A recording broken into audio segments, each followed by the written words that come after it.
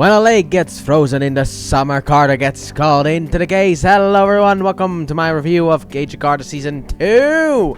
The opening may not have been as grand as Season 1, but man, I tried. So, in this season, we are leaving New York behind. I know, it's a rarity in a Marvel movie to leave New York behind. Very rarely happens, because everything bad that happens in the Marvel Universe happens exclusively in New York and nowhere else. But we're leaving New York for LA. Oh, let's just go over the characters because that's what I like to do. Because I like to more talk about story stuff in spoiler talk so I don't spoil anything for people who haven't seen it yet. So even though this came out in 2016. So Peggy Carter is, well, basically the same character as she was in the last season. However, this season we get backstory because we haven't gotten that one yet.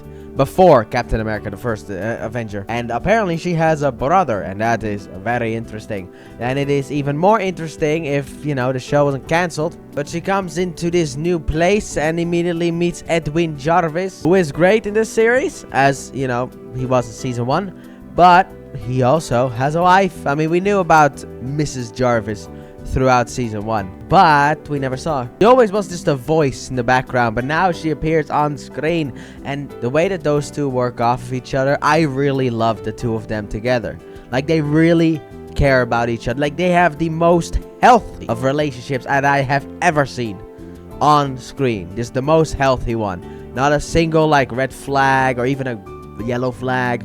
It's all been green flags. Nothing out of the ordinary. And Sousa is now the chief of the SSR in LA, and I am very happy for him. He deserved it. However, he also is one of my problems with this season. Now, it's not just him. It is him, Peggy Carter, and a new character called Dr. Jason Wilkes, who is actually pretty good in the show. He is a major part of the show's plotline, but there's like a thing with there's a problem between the three. And I don't like that problem. For me, it's a problem.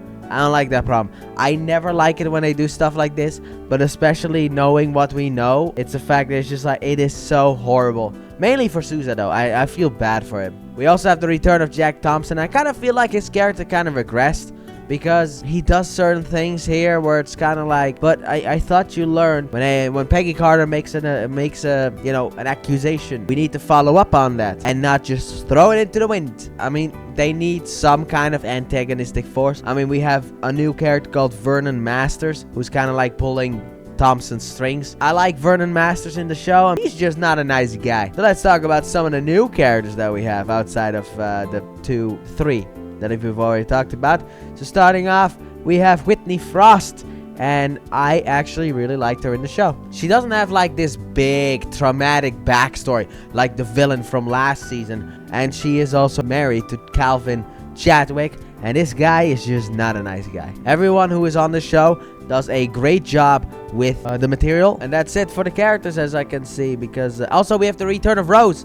I didn't talk about Rose in Season 1. She was in Season 1, but she was basically just behind the phone. The most memorable thing she does in Season 1 is she cries when that one officer in episode 3 of Season 1, I think, got murdered. She cried about that, even though he was just not a nice guy. But that's the most memorable thing she does. But here, she is a fully fledged character. Like, actually a fully fledged character in the show. And I really like her personality. I don't really like what they do with Samberly and her. I'm the kind of person who's just like, just be honest. Don't play with someone's feelings. It's just not good. Samberly also, I kind of felt bad for him, but I also did not, because I felt bad for him in the beginning, because, you know, he never gets invited to stuff. And when he gets invited to stuff, he is like victimization of himself, where it's like, hey, look, here's a piece of pie. It's like, oh, okay, yeah, great, thanks. What do you want? It's like, okay, yeah, we want something, but we did bring you pie. It's like, oh, okay, yeah, but you only brought me pie. Like, be happy about the fact that they brought you pie. Stop trying to force other stuff. And the plot in this season is actually bigger than the last season, because the last season was very in this season there's a lot more CGI usage, and it's like, oh, it's that TV CGI. I remember this one. Oh, great. No one else reminded of Venom with the black goo, but it is Zero Matter is what it's called. But I like the plot, but I think that they kind of went, I don't know, maybe a bit too big with the plot. I like the first season's plot more condensed. The plot lines were better, and also the ending of season 2 is not canon. But I like the plot line of season 1 more. I like season 1 more, by the way, but then season 2, even though season 2 does more with its characters, the plot itself I like more in season 1. Even though we did get Mr. Mink, which I'm still like, why? But we got great characters going on. So how about we go into final verdict so I can make a spoiler talk about this bad boy, or as you know, you might say, bad gal. So my final verdict for Agent Carter season 2 is gonna be an 8 out of 10 as well. I'm just gonna to give it the same score. I don't necessarily have a season which is like officially better. I think they're both on the same quality. The one thing that I just don't understand is why did it get cancelled after 2 seasons? Why didn't it get that 3rd season? Why did people not watch this? ABC just didn't care about Agent Carter at all. I don't know why. I think that it definitely deserved another season, and I would have absolutely loved another season of like 8 episodes just to like finish it up. Because in season 1, season 1 ends just like it ends. I mean, the biggest cliffhanger thing that they do at the end of season 1 is the fact that they have that Zola and Fenhoff kind of like interaction. But even then, you can kind of see that as being like more of a prelude to Winter Soldier, where Zola is in the computer. However, here we get an official cliffhanger ending. Like something major happens that needs another season to be resolved. So I'm just gonna say that is not canon. So comment down below. Let me know what you guys, there you go, thought about Agent Carter season 2. Did you like it more than season 1, or did you like it less?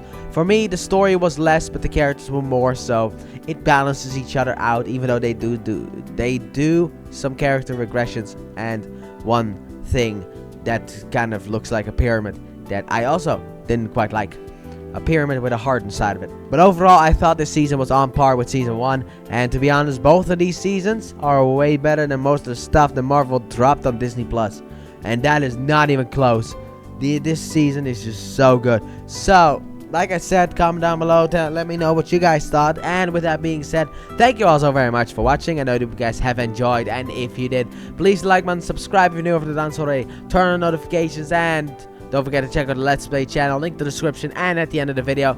And I'll see you guys in about, I don't know, 15 minutes or so for a spoiler talk. And I'll see you guys maybe next week for now!